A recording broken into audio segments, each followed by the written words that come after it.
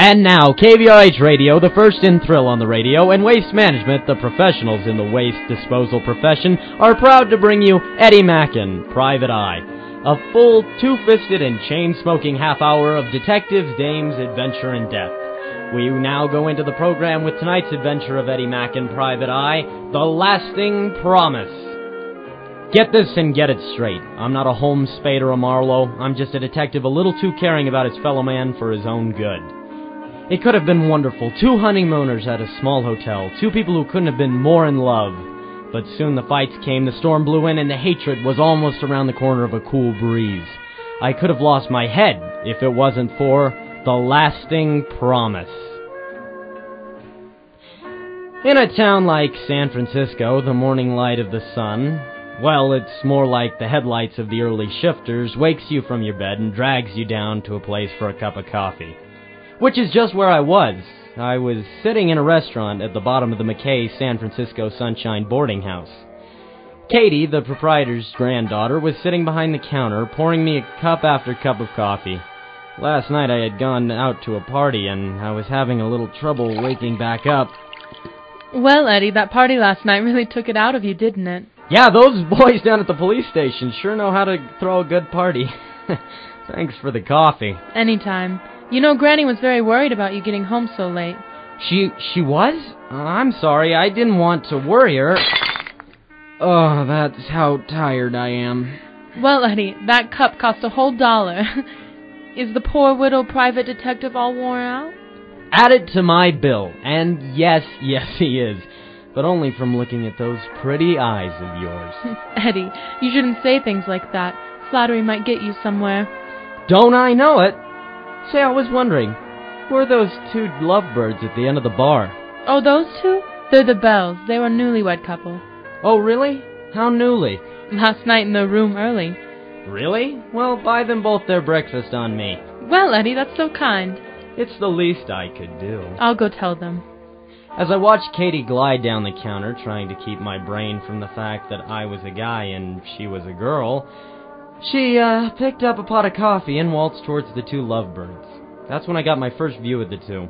The ex-bachelor was a tall blonde guy, heavy set in the shoulders, and his face was deeply chiseled, almost like a statue made out of marble. His eyes looked like pure laughter, and his giant mitts covered the cup of coffee in his palm. The girl was the opposite, though, as short as the stool she sat in, and she was a deep shade of brunette, and eyes so blue they were almost purple. She had a size 9 figure, and her face looked like an angel had become human. She had a nose that wrinkled when she laughed. I watched them both turn towards me, point at their plates, and smile. They waved for me to come sit down by them, and I hauled myself out of the chair and down the counter. Hello there, Mr. Mackin. Is it? That's what the waitress told us. Thank you so much for our breakfast. You didn't need to do that. Yes, you didn't need to. No, I was happy to. It isn't every day that you meet 2 young lovers who just tied the knot. Yes, we're very happy about it, too. Yes, we've waited quite a while for this moment, and I'm so glad it's finally here. Well, congratulations. Did you have a small ceremony? I'll say, just the 2 of us. Well, I hear those are the best. Yep, after 3 years, well, we thought it was time. I sat and listened to their stories for half an hour. The 2 were very much in love. They were glad, I think, to have some company to talk to. So we walked around the downtown a while. I showed them the shops. I liked them. They were so happy and full of life and love for each other. I was glad to see that in this weird world, there are still some people like these to make the world seem okay again. But soon had been an hour, and I had things to do. I had been working for a little old man who owned a pawn shop. Some kids in the neighborhood had been shoplifting from the store. Well, the day wound up with me sitting and watching 3 kids play ball in the lot beside his store.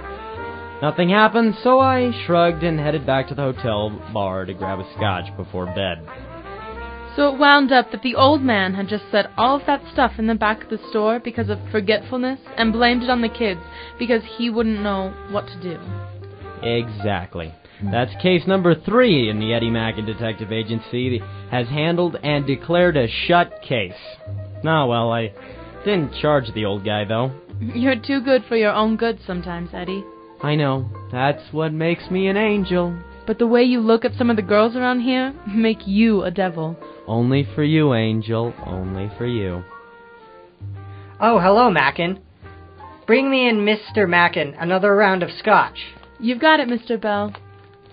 Well, Mr. Mackin, I'm returning your favor by buying you a drink. Well, thank you, Mr. Bell. Please, call me Donald. My wife is Mary. You've got it. So tell me, Don, how'd you meet Mary? You guys seem a little young to be getting hitched. Yep, that's what our parents said to do. You see, me and Mary, we've known each other since we were kids. And, well, we've grown up with together. And when you know... Yeah, I know, Don. When you know, you know. Exactly. So, Mackin, what line of work are you in? I'm a private eye. Like the ones on the radio? Yep, that's me. Eddie Mackin, Private Eye, the radio star. That doesn't sound too real, does it? Yes, I guess it does sound a little funny. And what line of work are you in, Don? Banking. That's it, banking. What line of the banking profession? Accountant. I see, that's a good job. I did some of that work before I left for Korea. Well, isn't that interesting? Tell me, Mr. Mackin, would you like to go to dinner with me and Mary? I shrugged off the weird way he bypassed my comment about being an accountant and went with the two of them. We went down to the wharf for some fish food. While we were down at the diner, I excused myself to go pick up a drink from the bar. While I waited for my drink, I watched the two eager lovebirds turn into bitter enemies. I watched as the loving and happy wife turned into a regular female killer. She jumped out of her chair and slapped Don across his face. He stared as she walked out of the dining hall and into the ladies' room. I walked back and looked at Don and said, "Where's Mary?" She went to the ladies' room. I saw that back there. What's wrong? Listen here, Mackin. Mind your own business, you got that? And with that, my friend stormed out fast, got in my ride home, and flew away. About that time, Mary walked out of the ladies' room and walked to the table. She sat down and said, Where's Donald? "He left with our ride home." That's just like him. And with that, she stood up and stormed out. I sat there with a $100 check in my hand and headed out. Don't touch that dial. Eddie Mackin will be right back after these messages.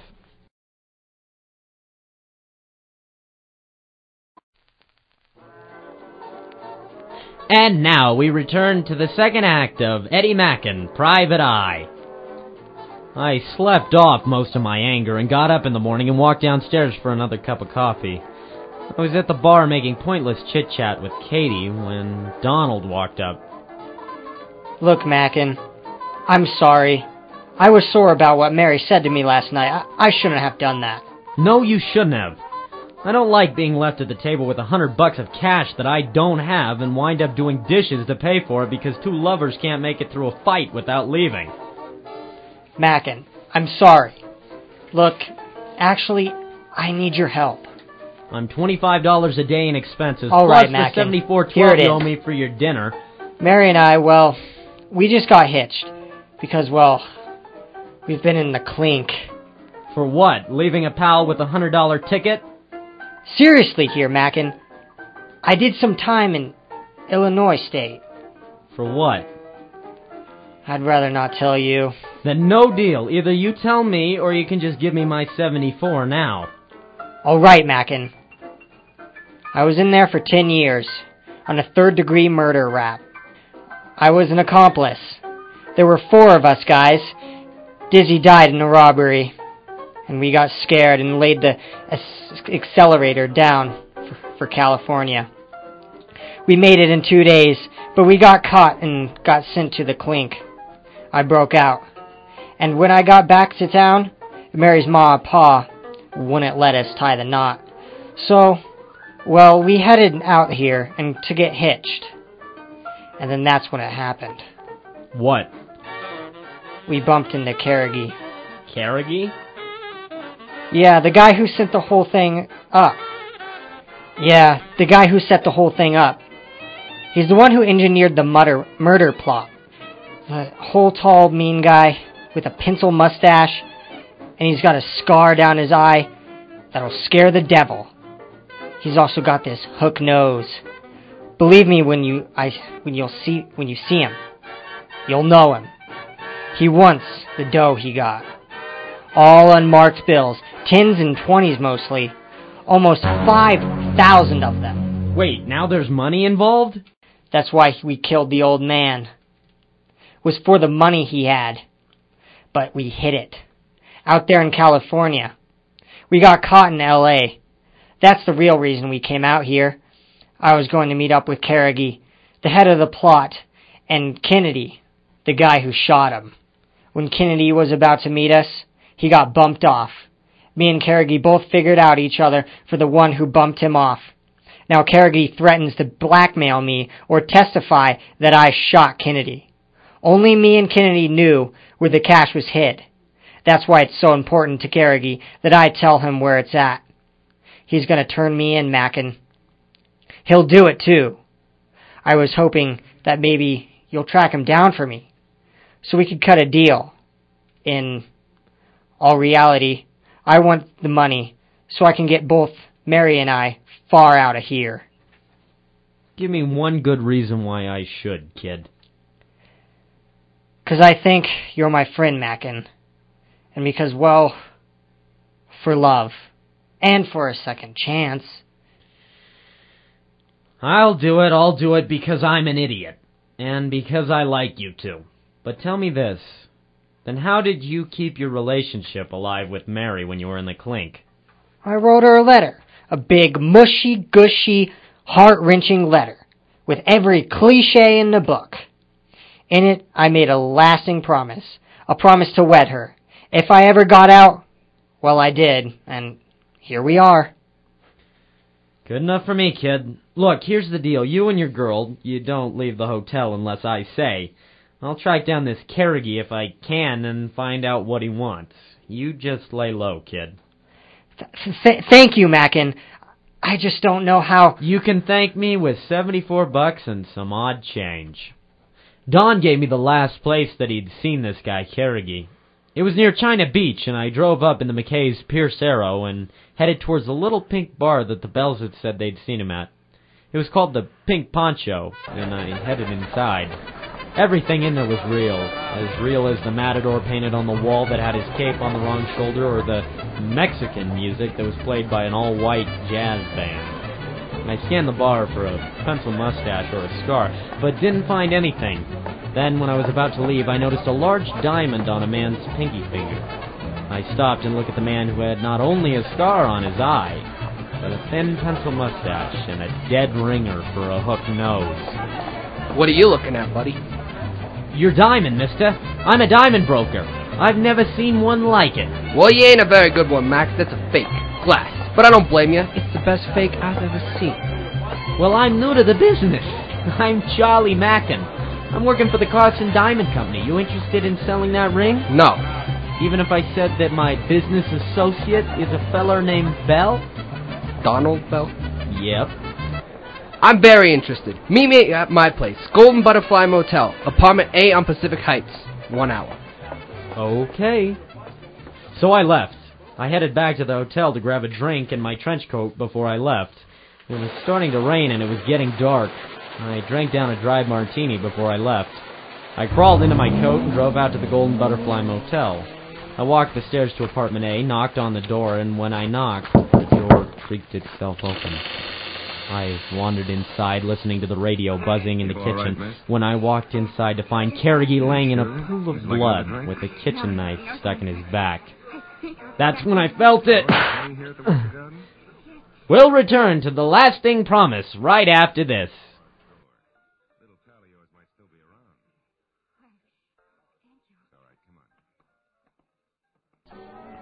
And we now return to the third act of Eddie Mackin, Private Eye. As I started to wake up, I felt my face on the cold linoleum. I felt the back of my head. It had a lump that only the barrel of a .38 special could explain. I picked myself up from the floor and surveyed the kitchen. It was dark, and Carrigy lay just the way I'd left him. The room was small and barren, except for a cool breeze from the window. I walked over to the telephone and dialed police headquarters. "Give me homicide, Detective Tellin." Hey, who's this? Oh, great. You were expecting Humphrey Bogart, maybe? Oh, Mackin, how are you? Hey, I haven't heard from you since our little incident at the theater. Where's Tellin, Adler? I need to talk to him. He's out. What jam you in? I've got a stiff here. I've been knocked over the head, and I was coming in to get some info on a client. Well now. So, Mackin, how much are you gonna give me to, get you out of this jam? Zip, Adler. You just send the paddy wagon over here to pick up the stiff. No, I'm afraid that it don't work that way, Mac. Now, it sounds to me like you got a big client there who could stand to lose some money, either to keep me quiet or to bail you out of jail for attempted murder. I'm surprised, Adler. I didn't know that humans could go that low. It's a gift, really. Spill the beans, kid? Or I'll have you arrested for murder. What do you say? All right. I'm working for the stiff, named Carrigy, to help him find some stolen loot from a few years ago in Illinois. Wait, hold on. You don't mean the Carrigy, Bell, and Kennedy case, do you? I mean, it's still an open book. They got away with a pretty good amount, didn't they? Yeah, but this joker didn't know California too well, so he hired me to help him find the stolen loot. I didn't think you were crooked in any way except your way with women. I'm not. I was being blackmailed. Oh, so even old Mackie's got dirt on him, eh? Well, I'll send the wagon. Be ready to leave your little hotel at 10. You and me are going to recover some loot. Only if Terry comes along. Why, you don't trust me, Edward? Not even the devil trusts you, Adler. True story. I cheated him at dice. Hasn't talked to me since. Fine. Terry comes along for the ride. I need a laugh. Be ready at 10. All right. With that, I turned around to look at the stiff. He was looking towards the open window, the way that a murderer must have come in. A cool breeze blew against my face, and as I noticed that something was ruffling in Carrigie's pocket, it was a piece of paper. It flew up into the air and landed right at my feet. As I picked it up, I read it, and I flew down the stairs of the car and flew to the hotel to prevent kill number 3. By the time I got to the hotel, I was afraid I was too late. I sprinted through the open door and up the stairs. When I reached the top, though, I knew it was too late. Donald Bell lay against the wall, 3 bullet holes in his chest. I knelt down beside him. You were right, Ed. I should have. I still love. I let down Don's head with a sigh and ran back down the stairs. Terry and Adler were in Adler's undercover police car. Where are we going? I jumped into the back and we sped off Interstate 5. About 10 miles from here. We drove with the accelerator to the floor for about 15 minutes. Finally, we came to an old dirt road jutting off the side. We drove a mile in. Then Adler, Tellin, and myself grabbed flashlights from the glove compartment, grabbed our guns, and got out for an old rock somewhere in the nearby woods. The rock was supposed to look something like a turtle laying on its back. Adler went by himself, surprise, surprise, and Tellin and I were sneaking around in the woods. Reminds you of Korea, huh? You could say that again. So, what's the story and who are we after? Okay, so when this whole robbery happened, Donald Bell was dating a girl. They needed money to get married, and so he joined in as part of the heist. Carrigy and Kennedy both did the actual shooting. Carrigy got wounded, couldn't make it to get to the getaway car, so they laid tracks for Canada and waited for the whole affair to blow over. Kennedy and Bell made it to the car and headed for here in California because there was a roadblock up near Canada. After they ditched the loot somewhere around here, they headed to L.A. to go their separate ways when they got caught. Bell was sent to Illinois State and Carrigy was shot, presumed dead. Bell broke out, but the entire time he promised to stay true to his girlfriend, but, well, it wasn't a mutual thing. It turns out her first love was money. She found out that Kennedy was alive and started to have affairs with him. Then when she asked for the dough, Kennedy couldn't give it to her because he kept lookout as Bell buried the loot. So she kills Kennedy. Then she finds out that Kennedy is in fact alive. Unfortunately, she learns that from me and tries to get the info from Carrigy. He wasn't even in the States at the time, so he doesn't have a clue, so she kills him. Finally, when she tells Belle, her husband, that the other two are dead and that he can claim the loot, all they have to do is find it. So he foolishly tells her the location of the cache. So she bumps him off. And now we're here looking for... Me. Hands up high, coppers. This is the charming young lady. Yep, a true man's woman. No, a true money woman. Hands behind your heads.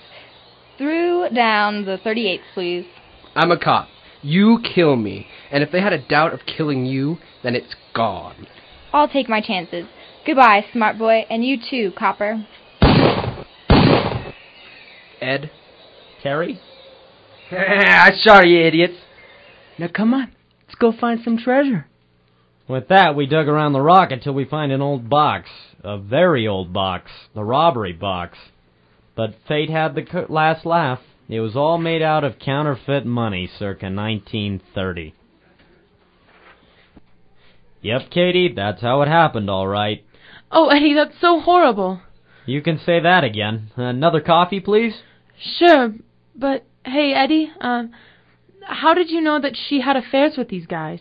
Simple. That piece of paper I found in Carrageen's body was a letter.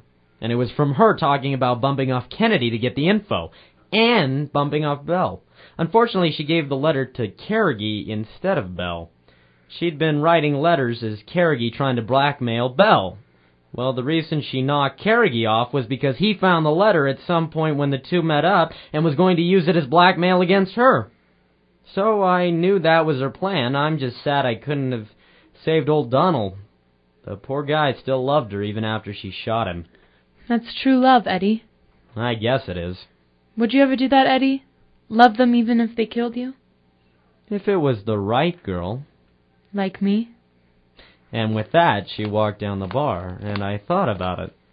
Could I ever love a girl enough, even one so obviously lovely as Katie, and forgive her if she tried to kill me?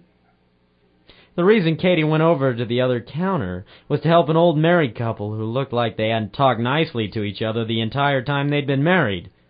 Now that's love you can keep, huh? You've just listened to Eddie Mackin, Private Eye, a full half hour of radio deductive suspense starring Eddie Mackin, Private Eye. We invite you to tune in again next time when you'll hear Eddie say, "This time a worried woman, a lost kid, and a family all led me to a diner, a leveled gun, and a flame of love only a father and a mother could have, that almost destroyed everything in the last of the summer days." We now wish you good night from Detective Noir, reminding you you're listening to KVRH, the first in entertainment on the radio, and that you should get your trash picked up from Waste Management, the professionals in the waste disposal profession. In tonight's cast were Avery Martinez as Eddie Mackin, Annie DeVinny as Katie McKay, Orion Gamber as Detective Tellin, Isaac Stakonis as Detective Adler, and Michael Ritchie was also featured, as well as Kenzie Everett. Tune in next week at the same time on the Old Time Radio Story Hour to hear the next thrilling episode of Eddie Mackin, Private Eye. And now the Old Time Radio Story Hour continues, coming up next. Hello all, this is Avery Martinez, writer, creator, and director of Eddie Mackin, Private Eye. Tonight, I would like to take you through what must be done for you to hear Eddie Mackin on the air each week. First, I've got to come up with a script to write, and sometimes that's the hardest part of the entire show. Once an idea is born, I have to write a script based on it. Most are between 17 to 21 pages to last a full half hour. Next, me and my cast, ranging from 5 to over 13 depending on the script, go through to the KVRH radio station headquarters and record up to 4 episodes at a time. From this stage, I head to the computer, edit through the mistakes, add the music to it, and get it prepared to air. So, take this sentence. The illustrious dame walked in, looking like a devil and just as beautiful as an angel. But in her hand, her gun said only one thing: death. Now let's add in a little music. The illustrious dame walked in, looking like a devil, and just as beautiful as an angel. But in her hand, her gun said only one thing: death. Now let's add in the sound effects on top of the music, and The illustrious dame walked in, looking like a devil and just as beautiful as an angel. But in her hand, her gun said only one thing: death. Presto! That's a short description of the work Eddie Mackin needs every time to be ready to air with everything that it needs. Be sure to tune in every week to hear each thrilling episode of Eddie Mackin, only on KVRH AM 1340, and brought to you by Waste Management and KVRH, the first in entertainment on radio. We wish you a heartfelt good night.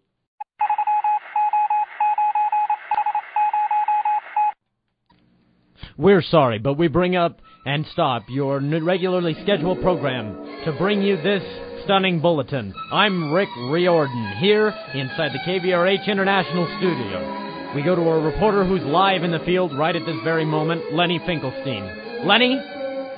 Hello, this is Lenny Finkelstein, reporting from KVRH World Headquarters International Service.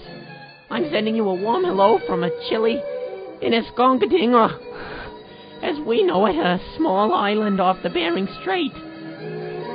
It's negative 63 degrees outside, and our water's been frozen, and so are my feet.